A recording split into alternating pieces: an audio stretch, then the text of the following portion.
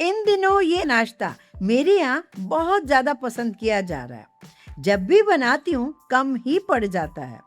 मैंने इसे कई बार बेक भी किया है एयर फ्रायर में, कई बार फ्राई भी किया है। कभी भी ये ऑयली नहीं बनता है। बाहर से इसका क्रंच और अंदर से मुलायम बड़ा ही मज़ेदार लगता है।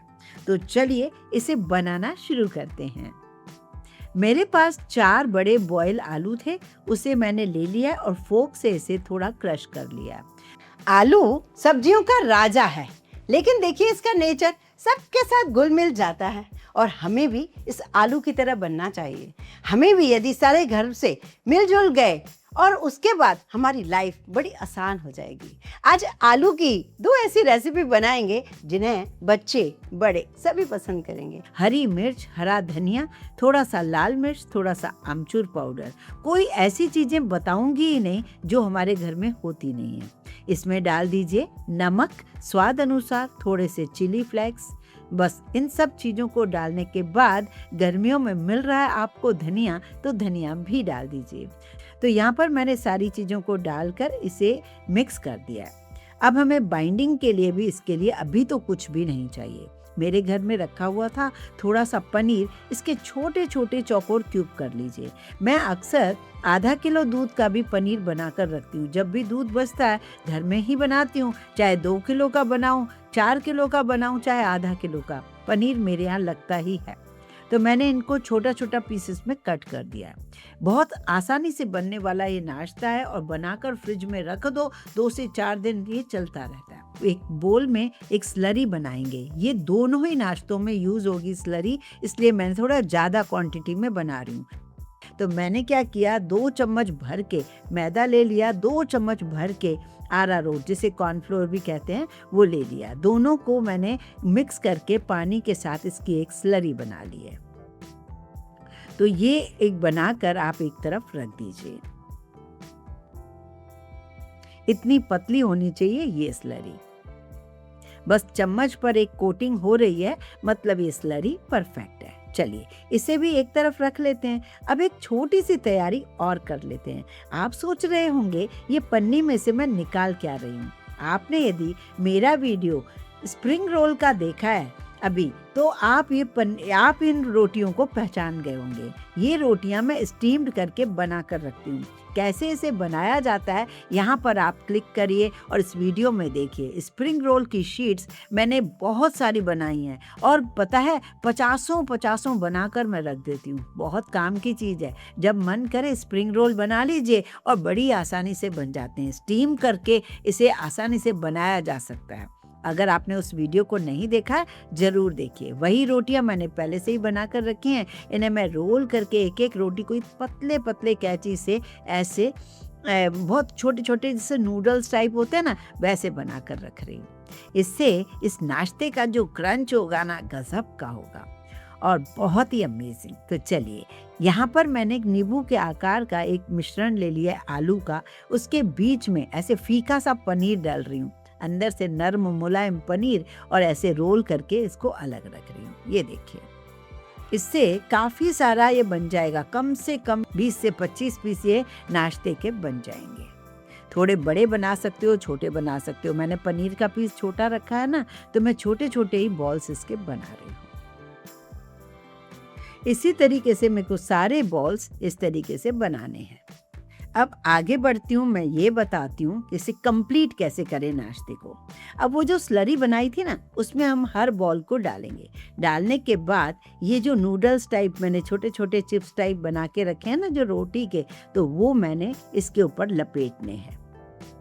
देखिए, आपके पास बाय चांस ये ना हो, आपको ये नहीं बनाना, तो हमारे यहाँ जो वामसली सिवैयाँ आती हैं ना, सिवैयों को भी आप यूज़ कर सकते हो। जो ब्राउन कलर की खीर वाली सिवैयाँ होती हैं, उनको हल्का सा गीला कर दीजिए, उसको इस पर लपेट दीजिए। बहुत बढ़िया ये स्नैक्स बनता है।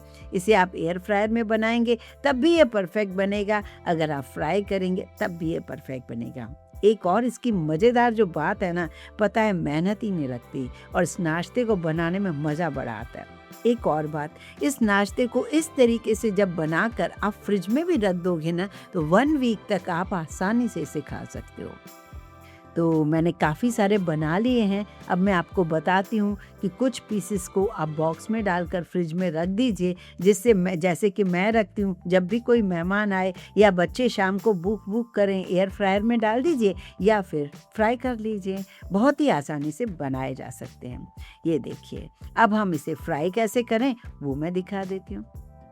यहाँ पर मैंने जो ऑयल रखना है उसके लिए आपको ध्यान ये रखना है, मतलब ठंडा ऑयल नहीं हो, क्योंकि हम ये मैदे का जो रोटी जरूर मैदे की है, लेकिन मैदे का स्नैक्स नहीं है, आलू का स्नैक्स है। और ये जो ऊपर से जो पतली पतली ये जो मैदे की बनी हुई है ना, ये मतलब क्रंच जिसकी वजह से आ रहा है, ये जो नूडल्स की तरह, तो वो हमें कम स्लो गैस में सही नहीं बनेंगी। तो आप मीडियम हॉट ऑयल कर लीजिए और मीडियम गैस पर ही इन्हें फ्राई कर लीजिए। तेज एकदम बहुत ज़्यादा धुआंधार ऑयल में भी नहीं बनेगी और स्लो गैस पे भी नहीं बनेगी। धीरे धीरे जब ये गोल्डन कलर के हो जाएंगे बॉल्स और इनका क्रंच क्रिस्पी होने लगेगा, तो बस इसे निकाल दीजिए और सॉस चटनी के साथ एंजॉय करिए। बहुत ही अमेजिंग ये नाश्ता है। मैंने सोचा मेरे घर में इतना पसंद किया जा रहा है, क्यों ना इसे आपके साथ शेयर करूं, क्योंकि कई बार गर्मियों की छुट्टियों में जब बच्चे बैठे होते हैं, भूख लगी सब कुछ होते हुए भी घर में समझ नहीं आता क्या बनाए और हम फट से ऑर्डर कर देते हैं। कभी सोचा है जो हम घर में बनाएंगे उससे ये होगा उतने ही पैसे में पूरा परिवार उसका एंजॉय कर सकता है। तो ये देखिए, जब आप इसे कट करेंगे ना, अंदर का पनीर बहुत सुंदर लगेगा। आपका मन करे तो चीज़ भी ऐड कर सकते हो। अगर चीज़ ऐड करना है तो आलू में हल्की सी थोड़ी बाइंडिंग ज़रूर डाल देना, जैसे ब्रेड क्रम्स वगैरह। मैंने अभी कुछ नहीं डाला क्योंकि मैंने पनीर यूज़ किया है। चलिए, अब वो नाश्ता बनाने जा रहे हैं जो कि हर रेस्टोरेंट में भी नहीं मिलता। जी हाँ, बारबेक्यू नेशन का ये इतना फेमस नाश्ता है, काजून स्पाइसी पोटैटो कहते हैं। वो बड़ी तामझाम से बनता है। आज मैं आपको अपने घर के जुगाड़ से इतना बढ़िया टेस्टी ये सॉस वगैरह बनाकर बताऊंगी कि आप भी कहेंगे अरे वाह, इसको तो आए दिन चाय जब बना लो, काहे के लिए रेस्टोरेंट का टेंशन लेना। सबसे पहले हमने बहुत बड़े आलू नहीं चुने हैं, नॉर्मल छोटे आलू चुने हैं। बहुत छोटे भी नहीं है, बेबी पोटैटो भी नहीं है, पर छोटे हैं आलू, है ना। इनको मैंने धो लिया था अच्छे से और मैंने इन्हें धोने के बाद एक प्रेशर कुकर में डाला, पानी डाला, थोड़ा सा नमक डाला, 2 विसिल लगाई, 5-7 मिनट स्लो गैस पकाया। बस इससे ज़्यादा हमें नहीं पकाना है। अब इन आलूओं का पानी निकाल देते हैं, थोड़ी देर इसे रेस्ट देते हैं, थोड़ा ठंडा होना ज़रूरी है। अब इसे थोड़ा सा कटोरी या हथेली से ऐसे प्रेस कर लीजिए। आपको तो पता ही है, इस तरीके से प्रेस करेंगे तो ये थोड़ा सा ना ऐसे उसका मतलब फट सा जाएगा और यही हमें टेक्सचर इसका चाहिए। कभी कभी ओवर हो जाता है तो टूट भी जाता है, पर कोशिश करिए धीरे धीरे ऐसे सब हो जाएं। जो बहुत बड़े आलू हो ना थोड़े, तो उन्हें आप हाफ करके भी इस तरीके से प्रेस कर सकते हो। बहुत ही आसानी से ये सब हो जाता है। ऐसा करने से ये जो छिलका भी लगा हुआ है ना, इससे इनका क्रंच और ज़्यादा मज़ेदार बनता है। अब यहाँ पर हमने एक कढ़ाई ली है और कढ़ाई में मैंने ऑयल डाला है। अब मैं यहाँ पर आपको 2 से 3 तरीके बता रही हूँ। एक तरीका तो ये होता है कि पहले आप आलूओं को फ्राई कर लीजिए। फ्राई करने के बाद आप दूसरा फ्राई करिए इस स्लरी में डिप करके। स्लरी कौन सी? वही वाली जो पहले नाश्ते की बची हुई है।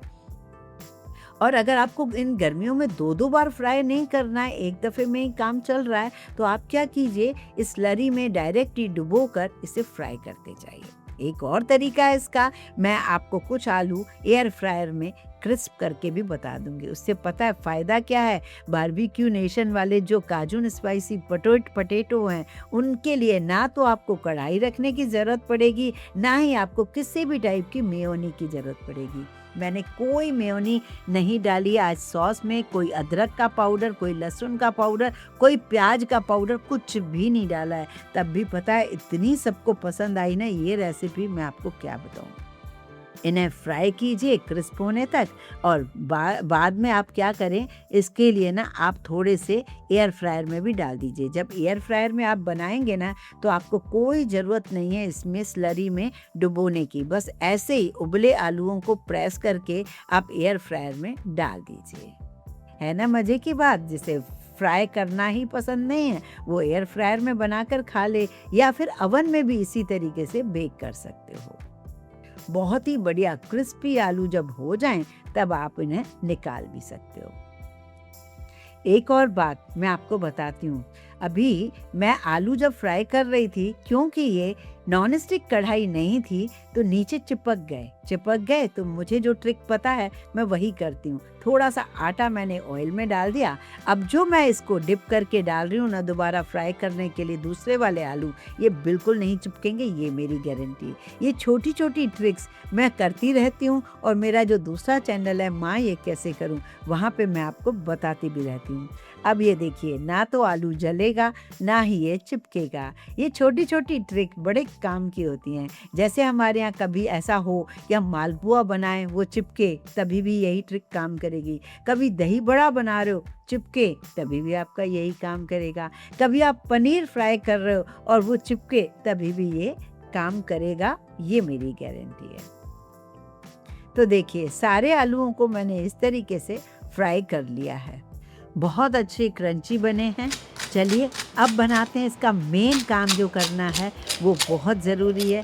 पहले मैं इसकी सॉस बना लेती हूँ। सॉस बनाने के लिए देखिए मैंने क्या किया है, मैंने करीब करीब 1 बड़ी कटोरी दही को कपड़े में बांध के रखा था। आपको तो पता है हंग कर्ड कैसे करते हैं, मैंने आपको बताया भी था। तो जब भी आप दही घर में, मैं तो घर में ही दही जमाती हूँ, दही को मैंने कपड़े में बांध के रखा था करीब करीब 1 बड़ी कटोरी। तो इस तरीके से हंग कर्ड हो गए। इसमें मैंने 8-10 काजू, थोड़ा पनीर डाल दिया। पनीर भी मेरे पास करीब छोटा सा टुकड़ा रखा था, 100 ग्राम भी नहीं होगा। मैंने तीनों को मिक्सी के जार में डाला है। अब इसमें मैं थोड़ा सा वही दही वाला पानी ही डाल रही हूँ जिससे इसकी कंसिस्टेंसी परफेक्ट हो जाए। तो ये देखिए, मुझे कोई मेयोनी डालने की ज़रूरत नहीं पड़ी। काजू एंड स्पाइसी पोटैटो, जो एक्चुअल काजू तो डलते ही डलते हैं, लेकिन इसमें डलता है खूब सारा गार्लिक पाउडर, खूब सारा अनियन पाउडर, वो मैं डाल ही नहीं रही। गर्मियों का टाइम चल रहा है, मैंने सोचा स्किप कर सकते हैं इसको। इतनी बढ़िया ये मेयोनी बन गई ना, बिना मेयोनी के इतनी बढ़िया सॉस। इसमें मैंने डाल दिया थोड़ा सा नमक, थोड़ा सा कश्मीरी लाल मिर्च पाउडर। कश्मीरी लाल मिर्च पाउडर मुझे कम लग रहा है तो थोड़ा सा मैं और भी डाल रही हूँ, जिससे इसका कलर भी बहुत ही परफेक्ट आ जाएगा। अगर आपको कंसिस्टेंसी ठीक करनी है या कम या ज़्यादा, तो आप या तो दूध डाल सकते हो थोड़ा सा, अगर आपको गाढ़ी लग रही है तो थोड़ा सा मिल्क पाउडर डाल सकते हो, चॉइस आपकी है। मैंने तो बस इसी तरीके से ठीक कर दिया। ये देखिए, जब हमने इसमें मिर्च पाउडर डाला अच्छे से तो इसका कलर भी बहुत ही परफेक्ट हो गया है। अब यहाँ पर बारी आती है कि हम इन आलूओं के ऊपर इस तरीके से सॉस डालें। सॉस की कंसिस्टेंसी आप ज़रूर देखिए, इस तरीके से ऊपर से, मतलब सॉफ्ट भी लगनी चाहिए और ना बिल्कुल फैलनी नहीं चाहिए। अब जब मैंने आलूओं के ऊपर ये सॉस डाल दी और ऊपर से मैंने बारीक कटा प्याज, हरा धनिया, थोड़े से चिली फ्लेक्स, थोड़ा सा चाट मसाला डाला, तो सब ने इसको बड़े मज़े से खाया। तो देखा आपने कितने बढ़िया है ना, जो कि हम तरसते हैं कि हर जगह तो मिलते नहीं है ये आलू रेस्टोरेंट के सिवाय, तो क्यों ना इसे घर पर ही बना लिया जाए। है तो आलू ही, लेकिन कितने बढ़िया बन गए। कोई मेयोनी नहीं, कोई लहसुन नहीं, कोई प्याज नहीं। ऊपर से प्याज आप नहीं खाते हो वो भी स्किप कर सकते हो। चलते हैं एयर फ्रायर वाले आलूओं का क्या हाल हुआ। ये देखिए, इतने ज़्यादा क्रिस्पी बने हैं कि मुझे तो ऐसा लगा कि ये तो बहुत ही बढ़िया है। हमारे यहाँ ज़्यादातर ऐसे क्रिस्पी आलू जो छिलके वाले होते हैं ना, बहुत ही बढ़िया लगते हैं। ये देखिए, इनका क्रंच देखिए, इनका सुनिए क्रंच। कोई ऑयल ज़रूरत ही नहीं, बस उबला हुआ आलू है, इन्हें आप दबा के एयर फ्रायर कर दीजिए। ये देखिए, आपको यहीं दिख रहा होगा कितना क्रंच है इस आलू में। तो देखा ना आपने कोई चीज़ ऐसी नहीं डाली जो रेस्टोरेंट में डाली जाती है। ज़्यादातर आपने अपने हिसाब से इसे बनाया है। इस वीडियो को आप कहाँ से देख रहे हो ये मुझे ज़रूर बताइए।